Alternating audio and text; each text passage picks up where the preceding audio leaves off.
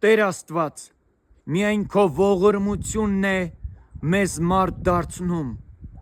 ինչքան անզգուշորեն նախանձել ենք, բամբասել ենք, անիծել ենք,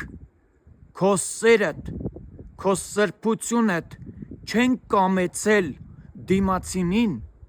կուտակվել են մեր բազում կեղտերն ու մեղքերը, բորոտացել ենք ազգովի, կուրացել ենք, հեռացել ենք ու մոռացել ենք, ինչի համար ես դու քո սուրբ այրունը մեզ համար հեղել, որպեսզի մեզ պղծությունից, ժամանակավոր կյանքից ու դժոխքից, մեղքից ու կեղտից